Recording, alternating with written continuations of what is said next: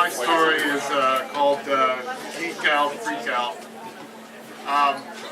So I'm on another planet, and it's got no features. It's completely and utterly flat. It's a pancake, and we're in some mobile vehicle moving across it, and it takes a long time. It takes a long time, and it never changes. It's a full table flat.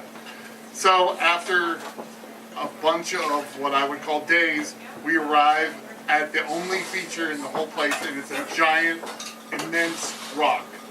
And that's it. And it's all red. It's red everywhere, and it's a giant rock, and that's it. So we're driving back from Ayers Rock in Australia, and it's, you know, it really is full cube flat. It's just completely, utterly flat, and it's a desert, and the car we're in is having car trouble.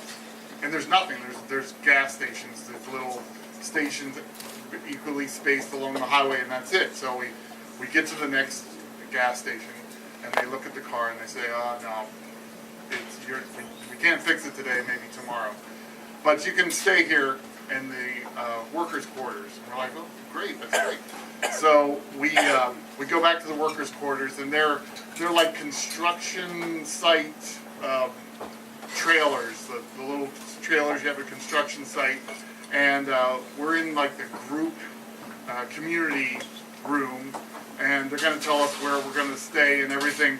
But first, we're going to smoke a giant spliff.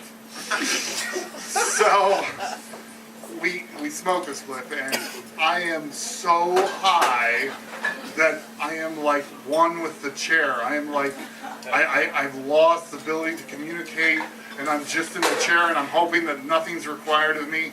And then they turn on the TV, and they put in a VHS, 1986, and it's Aliens. And I'm like, yes! I am so high, and all I have to do is watch Aliens? So,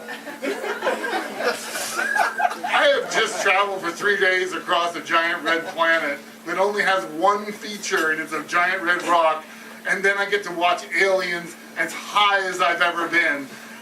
And I am just, it's glorious. I am completely enthralled in the TV set, and gradually people are getting up and going to bed and doing whatever, and I am just like there with Sigourney. And it's not until the credits finally roll that I'm broken from my spell, and I look up and everyone's gone.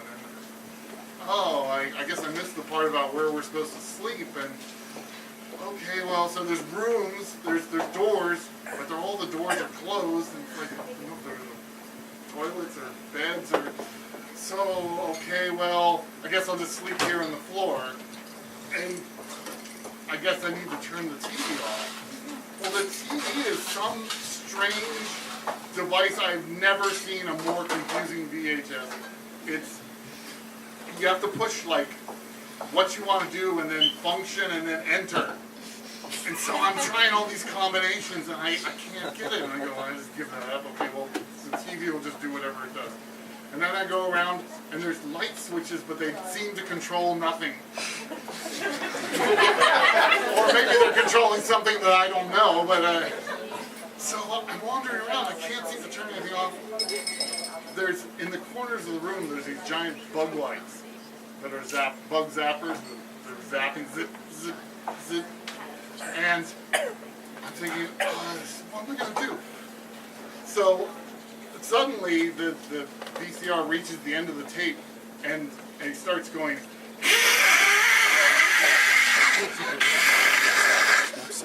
Really loud. I'm like, now I'm desperately hitting all things. I'm like, fine, I'll just pull the plug out. It's hardwired into the wall. I finally find the right combination, turn the VCR off. I go, okay, well, there's nowhere to go. I'll just sleep right here, and I lay out my sleeping bag, and I take off my clothes, and I have white underwear. It's 1986.